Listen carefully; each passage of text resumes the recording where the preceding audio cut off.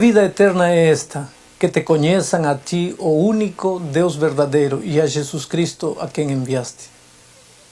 Você vê, o segredo da vida eterna não consiste apenas no conhecimento de um corpo de doutrinas ou na aceitação de uma determinada igreja. O segredo é o conhecimento de uma pessoa, a pessoa maravilhosa de Jesus Cristo. O verdadeiro cristianismo é um relacionamento de duas pessoas, o ser humano e Cristo. O que mais importa em nossa experiência espiritual não é o que cremos, mas em quem cremos. A razão para acreditar que o verdadeiro cristianismo é o relacionamento pessoal entre Cristo e o homem é que a justiça e o pecado só podem existir entre pessoas.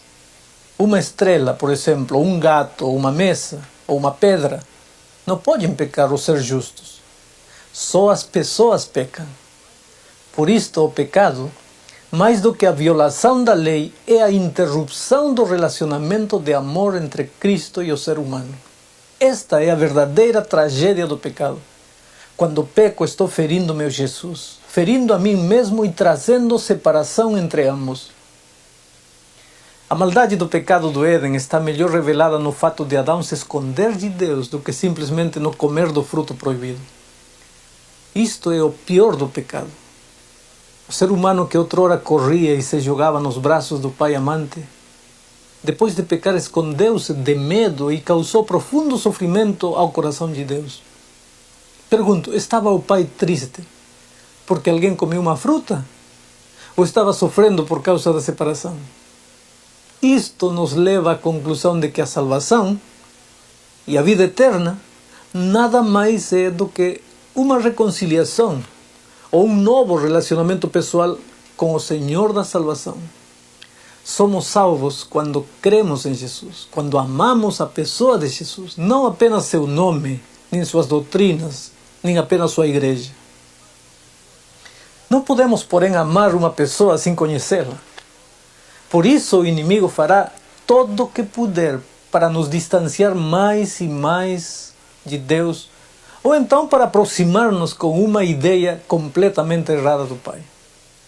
O inimigo não quer que conheçamos Jesus, ou na pior das hipóteses, quer que o conheçamos com a imagem de um Deus tirano, ditador, preocupado mais com suas normas do que com seus filhos. Essa imagem de Deus não inspira amor, inspira medo, não inspira desejo de servi-lo, gera a obrigação de servi-lo. A consequência é uma religião triste, um cristianismo formal, é o medo do castigo que nos leva a obedecer. O inimigo fica feliz com isso. Conseguiu o que queria. Se não conseguiu levar-nos longe do Pai, ao menos trouxe-nos para perto dele pelos motivos errados, pelo medo. Conhecer Jesus é tudo. Sabe por quê?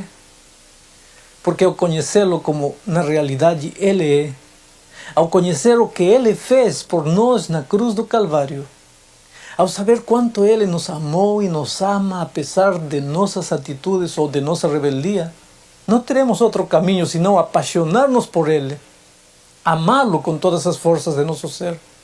E porque ao amamos, então, desejaremos ser como Ele é, viver como Ele quer, ver sempre um sorriso de felicidade em seu rosto. Consequentemente, deixaremos de fazer tudo aquilo que o deixa triste e faremos tudo aquilo que o deixa feliz. Conhecer Jesus é tudo, porque a salvação não provém do esforço humano. A salvação é um presente de Deus e esse presente é a pessoa de Jesus Cristo. Escuta bem, a salvação não vem de Jesus Cristo. A salvação é Jesus Cristo. Aceitar a salvação é aceitar a Jesus. Conhecer a Jesus é ter a salvação e, portanto, ter a vida eterna. Quando João fala de conhecer Jesus, não está falando apenas de um conhecimento teórico. João vivia numa época em que predominava o pensamento helenístico. Os gregos endeusavam o conhecimento teórico. Para um grego dizer que conhecia uma flor, por exemplo, ele ia à biblioteca, estudava tudo que as enciclopédias e livros falassem sobre a flor. Aí dizia, eu conheço a flor. João não. Para João, dizer que conhecia a flor, além de ler o que os livros diziam, era preciso que ele fosse ao campo, que tocasse a flor, que sentisse nas mãos a beleza da flor, que cheirasse a flor, que acariciasse a flor. Então ele podia dizer, conheço a flor. Conhecer para os gregos que viviam no tempo de João era acumular conhecimento teórico. Conhecer para o discípulo amado era uma experiência de vida. O conhecimento teórico pode ajudar enquanto as coisas andam bem. O conhecimento experimental é, por sua vez, a única solução para os momentos de crise. A maioria dos discípulos limitavam-se a ouvir as palavras de Jesus. João ia além, ficava perto do Mestre, reclinava a cabeça no coração de Jesus. Mas a diferença revelou-se quando a crise chegou. Quando os judeus prenderam Jesus e o levaram ao Calvário, todo mundo o abandonou. O único que ficou perto foi aquele que não se contentou com ouvir, nem apenas saber acerca dele, mas que procurou um conhecimento experimental. E a vida eterna é esta, que te conheçam a ti, o único Deus verdadeiro, e a Jesus Cristo a quem enviaste. Simples como uma flor, como uma criança, como um sorriso, como todas as coisas de Deus. Somos os seres humanos que a vezes complicamos as coisas, as tornamos difíceis e lhes roubamos a beleza natural. Pessoalmente, levei anos para entender algo tão simples. A minha experiência cristã quando jovem foi uma experiência asfixiante. Mas Deus me ajudou a descobrir Jesus como uma pessoa e não simplesmente como uma teoria. Corria o ano de 1972. Eu era missionário entre os índios da tribo Campa, na Amazônia de meu país.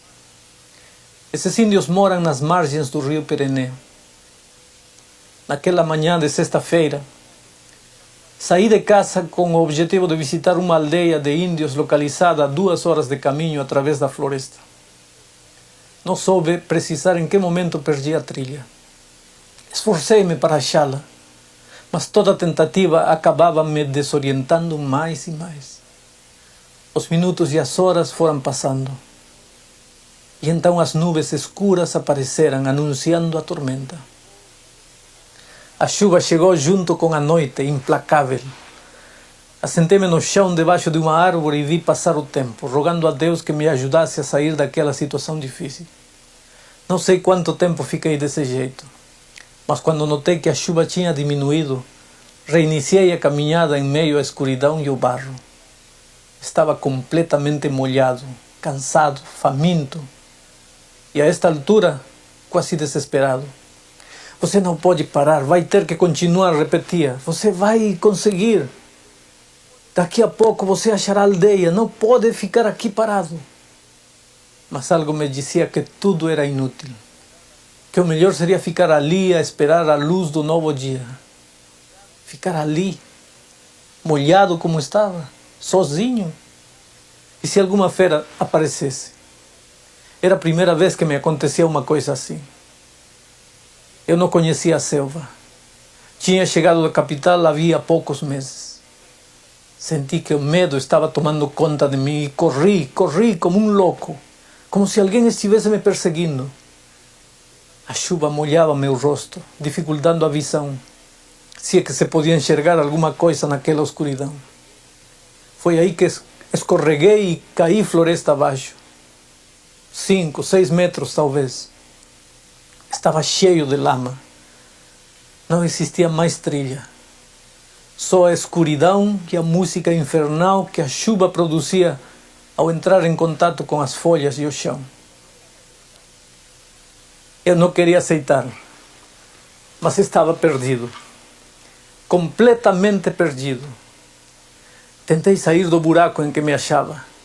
Segurei-me numa planta, mas esta desprendeu-se e tornei a cair na lama. Agarrei-me a um pequeno galho. Uma dor violenta obrigou-me a soltá-la e acabei novamente na lama com a mão cheia de espinhos. Tudo o que fazia era inútil. Meus pés escorregavam na terra molhada e acabava sempre lá embaixo, no buraco e na lama. Fiquei algum tempo meditando em silêncio e descobri a tragédia da minha vida. Olhando para trás, vi que minha vida na igreja tinha sido como aquela noite. A vida toda tentando sair do buraco. A vida toda tentando viver à altura dos elevados princípios de minha igreja, de cumprir os mandamentos e regulamentos e acabando sempre na mesma situação. Eu estava perdido em meio à igreja, com todas as suas doutrinas na cabeça, cumprindo de certo modo todas as normas, mas estava perdido. E o pior de tudo, havia 2 anos que eu era um pastor. Como num filme, minha vida toda começou a desfilar ante meus olhos. No pequeno local onde eu congregava quando era criança, havia um lugar especial em cima do púlpito para os 10 mandamentos, num quadro dourado. Era dever de todos saber de cor os mandamentos e guardá-los. Desde pequeno aprendi as normas da igreja. Não pode fazer isto, não pode fazer aquilo, fazer isto está errado, fazer o outro também está errado. Oh Deus, perguntava-me muitas vezes, como é possível viver assim? Em meu coração de adolescente sentia um estranho conflito. Sabia tudo o que devia e tudo o que não devia fazer, mas não conseguia viver à altura dessas normas e isso me tornava infeliz. Só Deus sabe quantas vezes deitei-me na cama sozinho e ruminei meu desespero.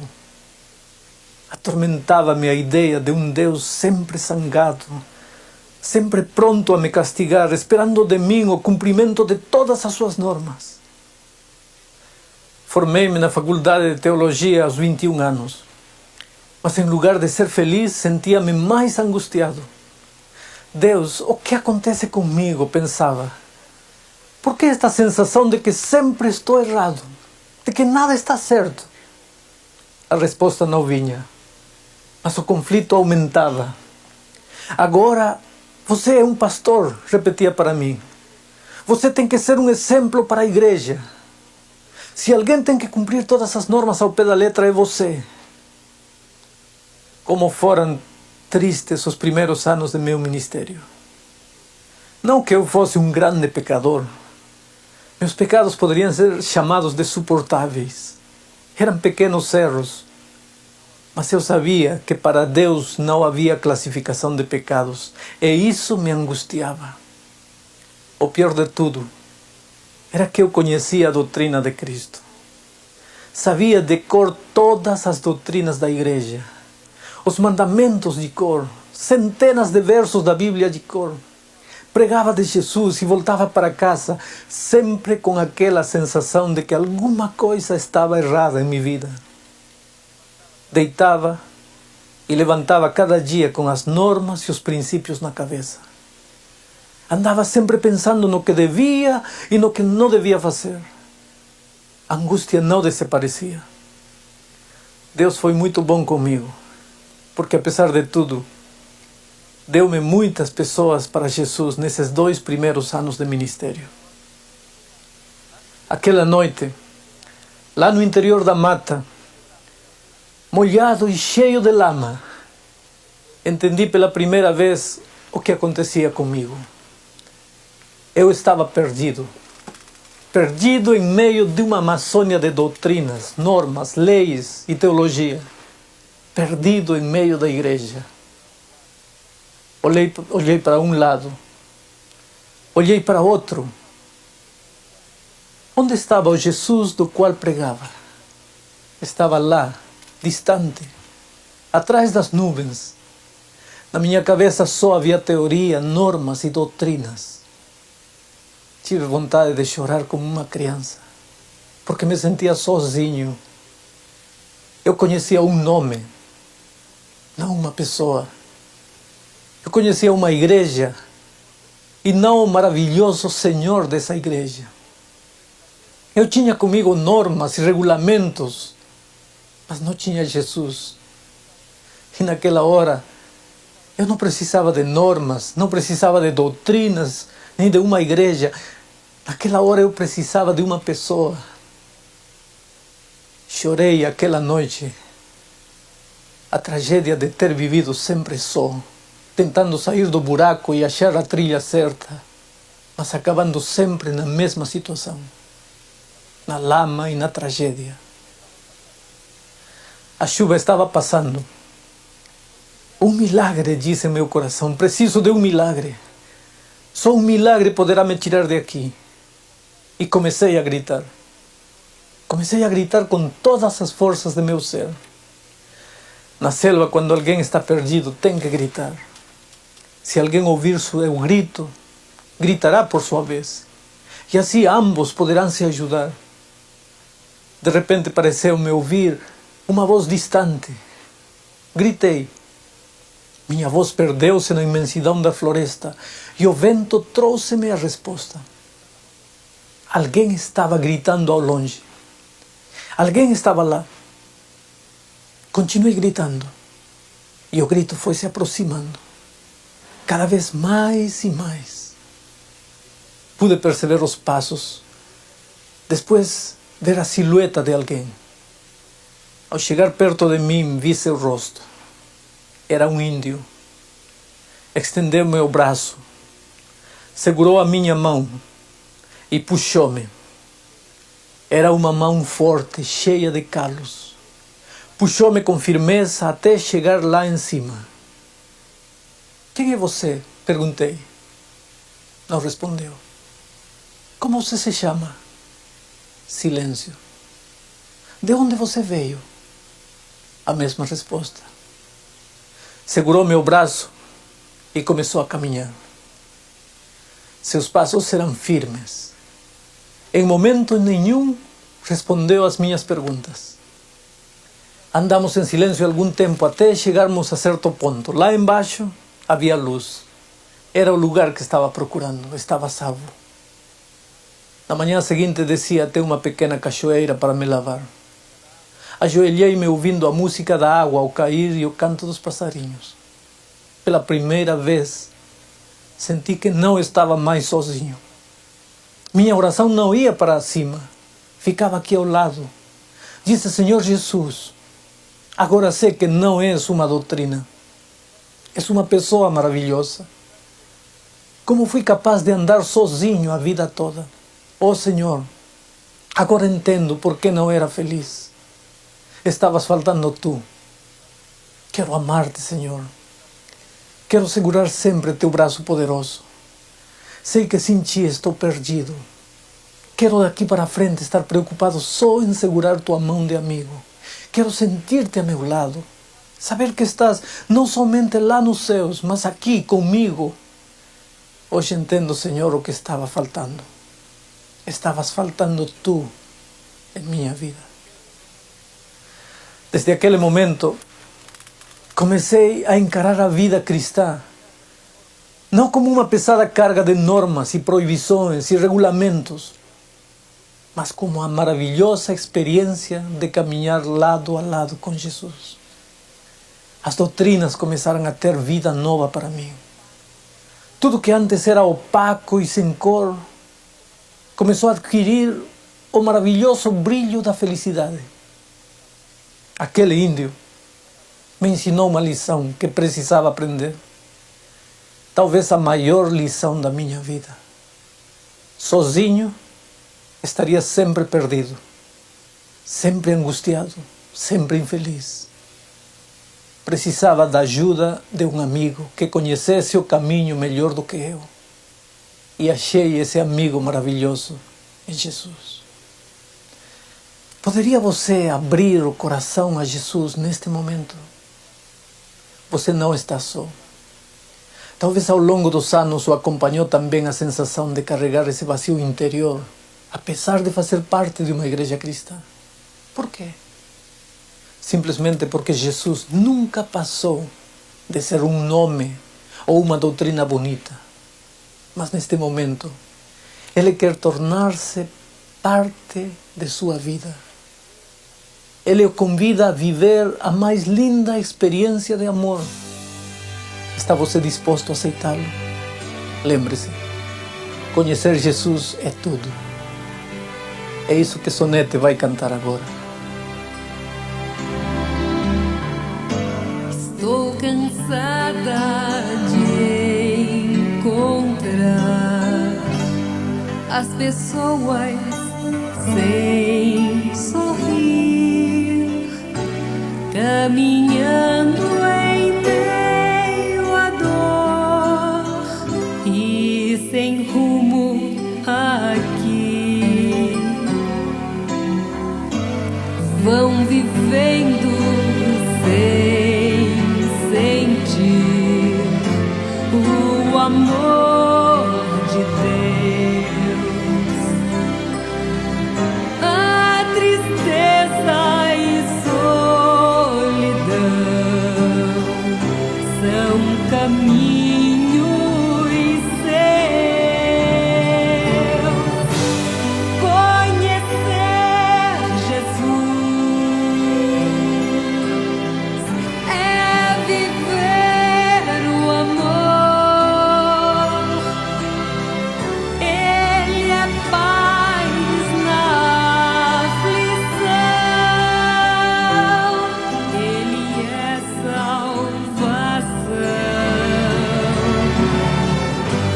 Conhecer Jesus é viver o amor. Ele é fonte de poder que me faz viver.